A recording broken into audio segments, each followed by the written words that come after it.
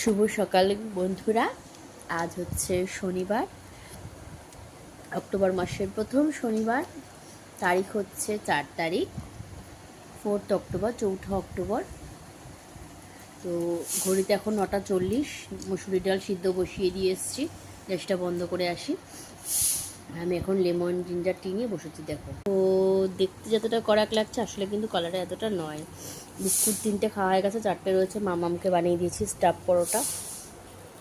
এই যে ভেতরে কিন্তু পুরো আছে স্টাফ পরোটা। তোমরা তোমাদের বাচ্চাদেরকে বানিয়ে দিতে পারো, ওরা খুবই ভালো খাবে।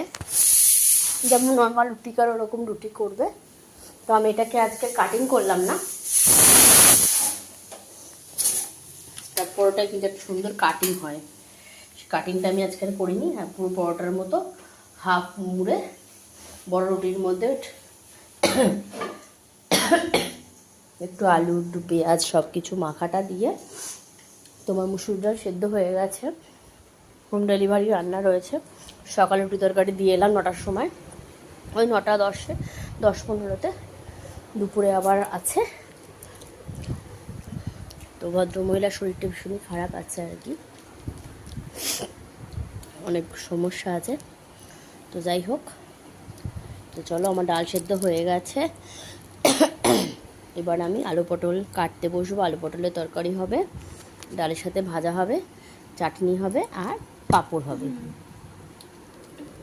তো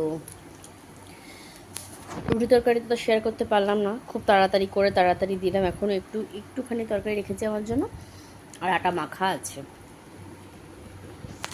তো চলো দেখতে থাকো, মাম্মাম এনজয় করুক ওর ব্রেকফাস্ট, আমিও আমার